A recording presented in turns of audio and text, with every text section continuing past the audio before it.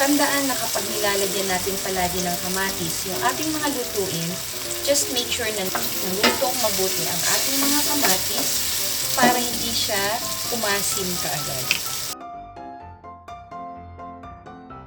Okay, what's cooking? So, meron lang tayo dito niluluto ngayon sa ating munting kusina, yung sarciadong salay. Okay, so recap na lang natin kung ano yung mga nangyari. I forgot to record the whole scenario. Okay, nag-isa lang naman tayo ng bawang, sibuyas, kamatis at konting luya. So, kailangan lang natin lutuin mabuti ang kamatis para hindi madaling masira yung ating mga ulam.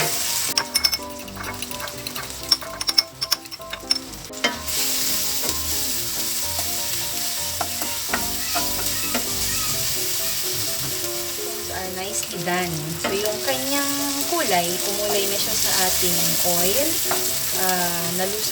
Lusaw-lusaw na rin. Medyo naghihiwalay na yung kanyang laman sa kanyang balat. And then, pwede na natin i-add sa kanya yung ating fish. Okay. We need 1 cup of water.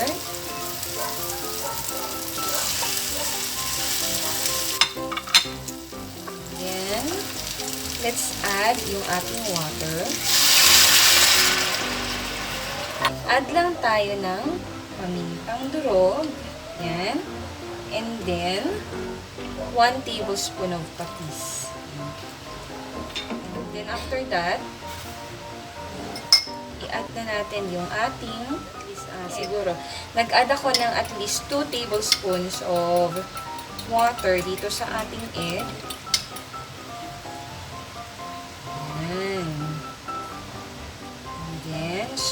Spread the love. Okay.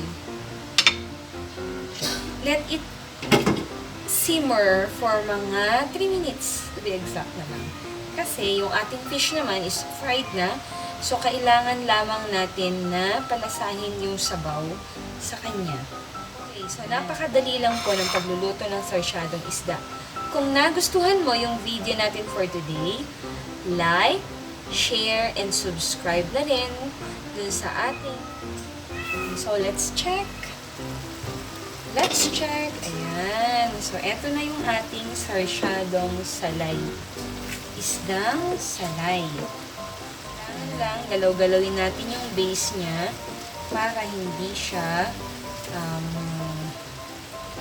matutungan. Okay? Kasi if you notice, yung egg, dense siya, so iilalim siya, baka pumait. Ayan.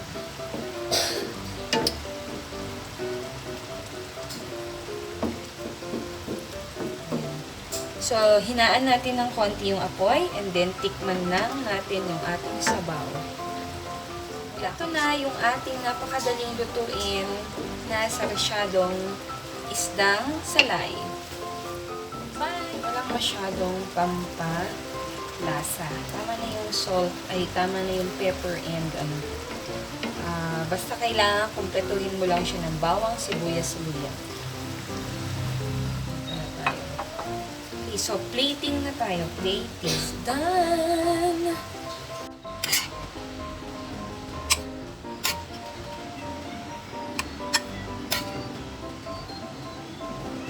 Okay.